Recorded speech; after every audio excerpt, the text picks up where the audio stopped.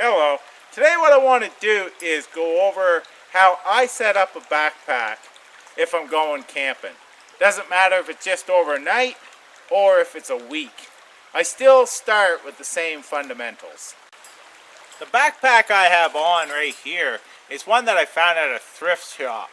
Now this one here, I paid $3.50 and it's the old style pack.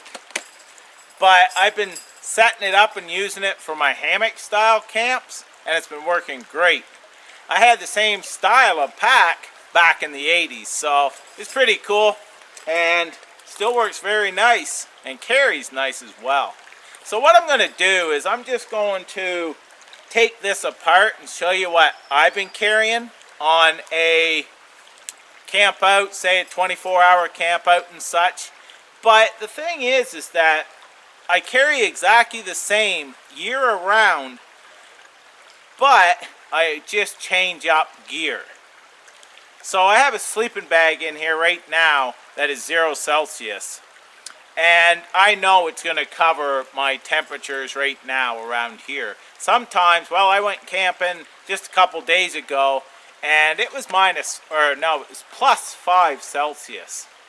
So very close to freezing temperatures, but I was warm with this bag. Now in the winter time, I'd still carry a sleeping bag, but it's gonna rate for the temperatures. So this here is just gonna give you some ideas of how to pack your bag and not really around what gear to carry. So I always start with what style of camp do I want to go on. A tent camp, hammock camp, a tarp shelter camp, and so on. And then I build my pack around that. I would gather my tent, sleeping pad, and a sleeping bag for a tent camp. In here I have a hammock camp. So I have a hammock, bug net, a underquilt, and a sleeping bag. And also a tarp to go over top.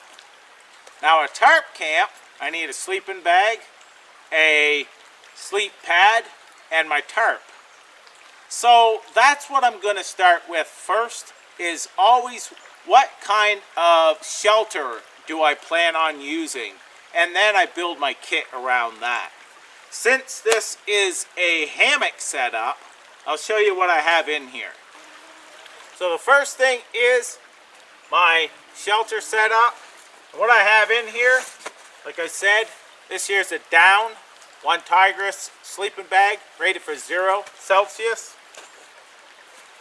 This here is a 1 Tigress sil nylon tarp as well for covering my hammock. This one here is the Go Outfitters underquilt. This is rated for -6 and I can use it, but if I get warm I can just slide it off to the side and not use it. If I start getting chilly, slide it back on. Very nice to have. So that there is going to control my core temperature by keeping me warm and dry. Now in here, that is a bug net, and that is a 1 Tigress hammock. So with the sleeping bag, the tarp, and the underquilt, that controls my core temperature, keeping me warm and dry. The bug net and the hammock keeps me comfortable so I have a good night's sleep. So this here is the sleep system. And then what I do is I move on to my water, which I have water just in this water bottle. And I usually bring my water filter with me. I left it home today, but I had it on my last camp trip and filtered my water and used that to drink. But I also have cooking is very important, so I can purify my water. So what I'll do now is pull out and show you what I'm using for a cook set. So right now there's a lot of days that have burn bans. I'm not allowed to start a fire out here. So I've been using this here for a cook set. I did a video of this and it's been working great. Really like it. Very handy. So what I have in here is the APG cook set. Now this has a fuel tank inside in the stove, so I can boil water to purify it, but also cook my meals. And this is the only pot that I have out here, and I eat right out of this as well. In the bag I also have a spork that I use for eating. And what I like is I bought this off of Amazon, and it's one of those little tripod dealies thingies that you can hook to the bottom of your canister and stabilize it. So it stabilizes your pot set and your canister. So very inexpensive and a great addition to this cook set.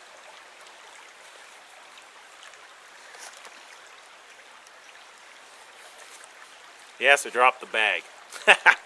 But it all fits right in here and right in the side of my pouch.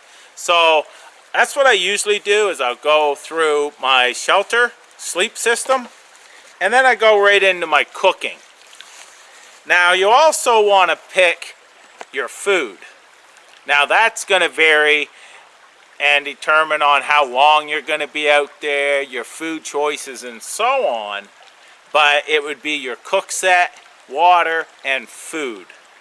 So with having that set up and going through that order, you'll have your core temperature and your comfort covered, as well as your belly full.